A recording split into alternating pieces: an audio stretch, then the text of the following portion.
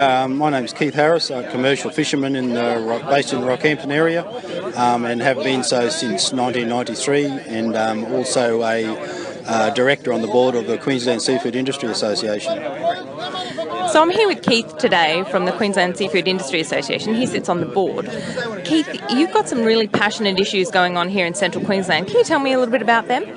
Yes, it's a very passionate issue. It is actually, we're fighting for our livelihood here.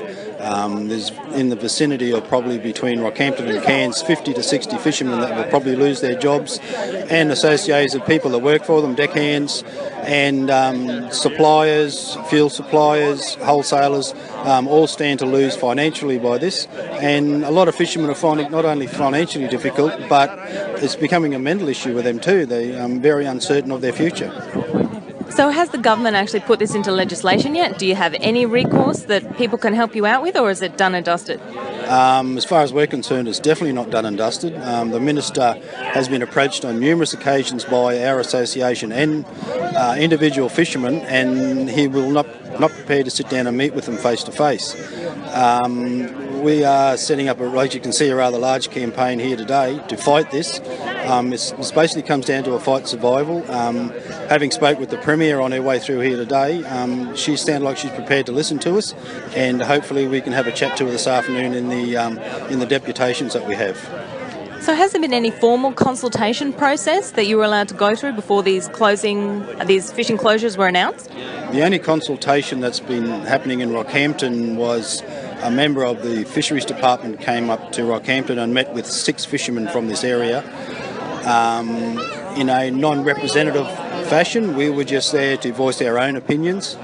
At the moment, a 6-question survey monkey has been released on the internet, which is basically, we think, is all the consultation we're going to have.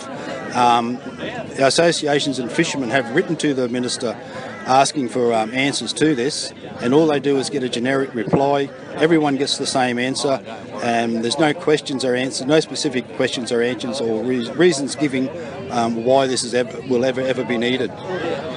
And knowing your industry and obviously being a commercial fisherman yourself, would you think that SurveyMonkey and something on the internet is the best way to consult with your members and other commercial fishermen like yourself?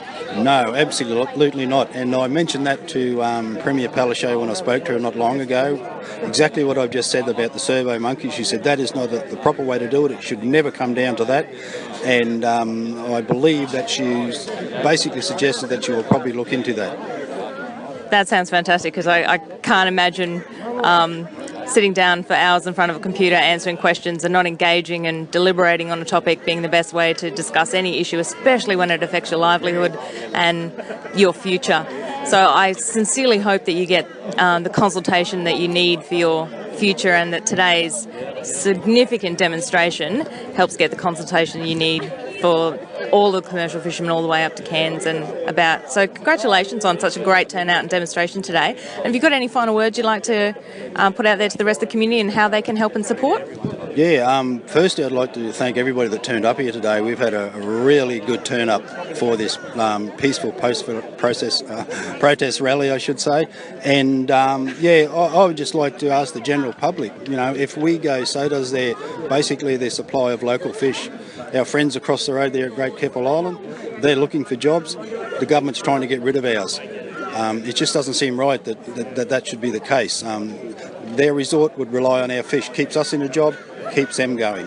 We just hope that the general public can see through that how wrong this process has been from the start, and it seems to be that only a few recreational lobbyists are behind this whole issue. We had here today some recreational fishermen that joined us in our protest, friends of mine that turned up, so they're concerned about it as well. So if the public could help us out, it would be greatly appreciated. Well, I'm a mum and I really want to have healthy eating fish for my